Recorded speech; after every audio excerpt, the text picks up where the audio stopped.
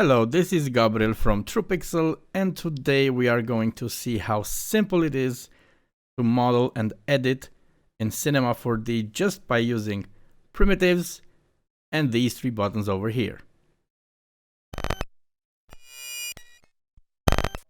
For this scene, I have used simple primitive objects, but I will delete them and I will show you how I did them.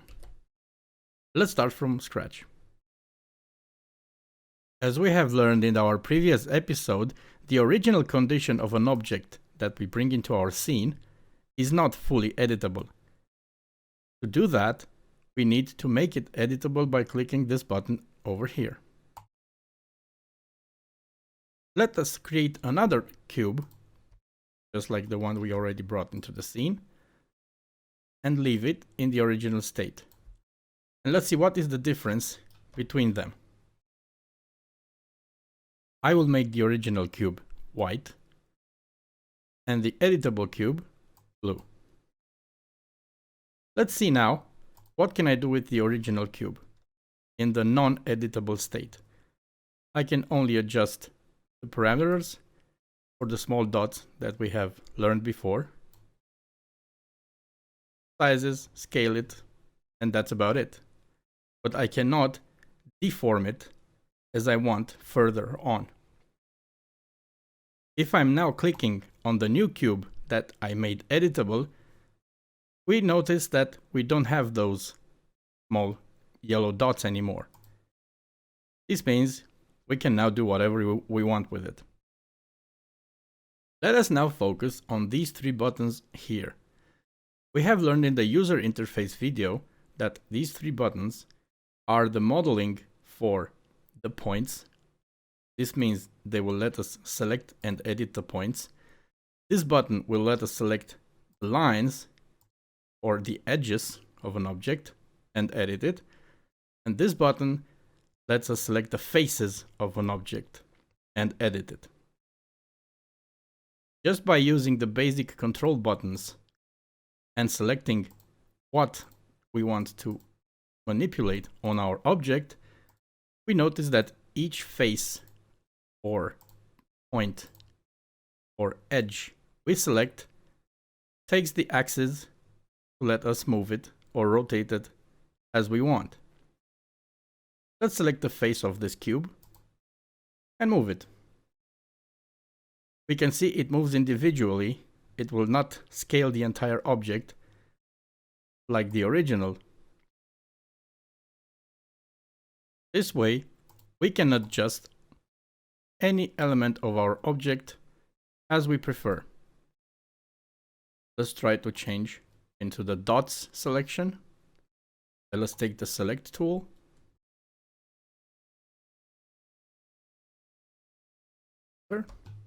Now we can move only the dots. We can move only dots that we select.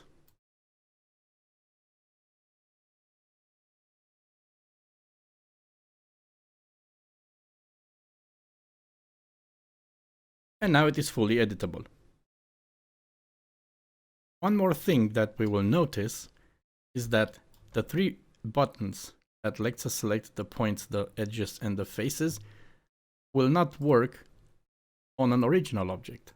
So if we select the original object and we try to move something from it, we cannot select it.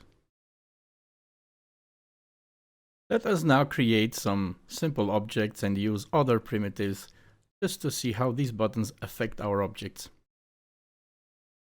So I will bring a new cube into our scene. Put it on the floor. Color it. We will learn about colors and materials in a different video. Make it editable. Scale it a little bit. And let's try to create a small box that we can see inside.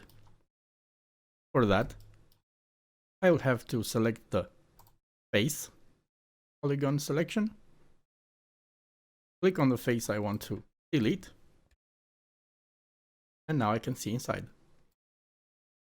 If I want to make this box less tall, all I have to do is select the points, take the select tool, select all the points on the top and just move them lower. The possibilities to edit an object with these buttons in the editable mode are endless.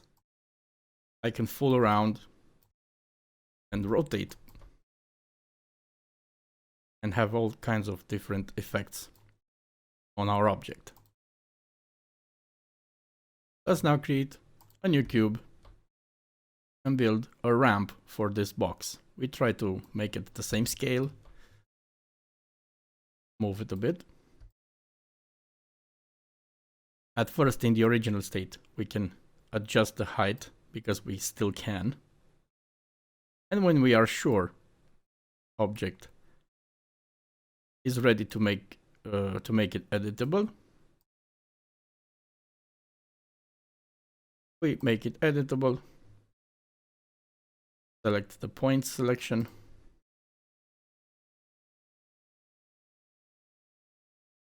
we made a ramp.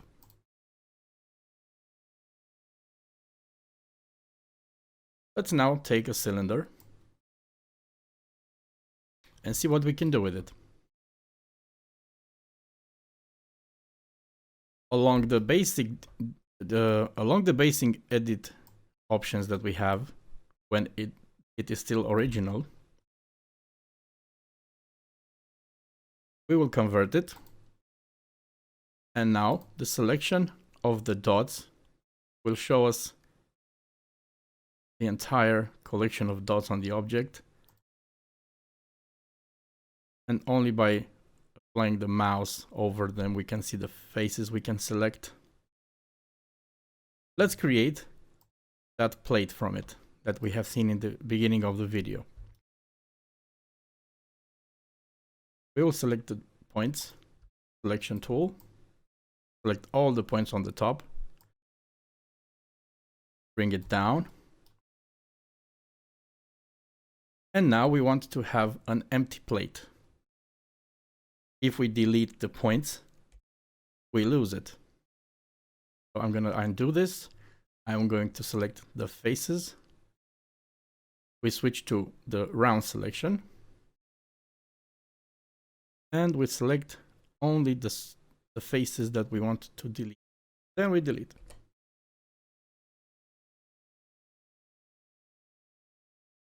Now the object looks like a tray, but we want to make it like a plate.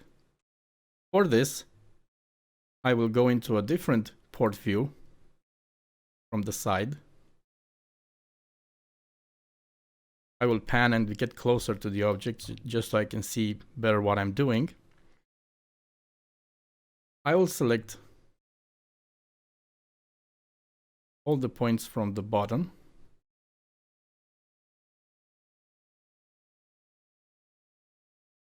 Now we can see we have them all selected. I could not have done this in the perspective mode unless I would just turn around the object and manually select each point. So that is a lot of work. That's why we used the side viewport. And now I will just use the scale button and scale it to make the plate from it. Color it.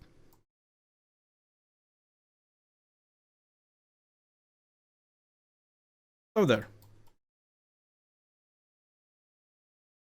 Here is one detail you will have to remember. When you are editing an object, you can see that the elements you want to edit will be highlighted and the object is in a fully editable mode. This means you cannot move it as an entire object because you'll still have these buttons active. So remember, every time you finish editing an object, remember to put it back into the object condition by pressing this button here. When you want to go back to editing, just choose your preferred element to edit. But remember, go back into the object model selection so you can manipulate the object as before. You can do all kinds of modeling and editing on any object you have from the drop-down menu here. Just make it editable and get creative.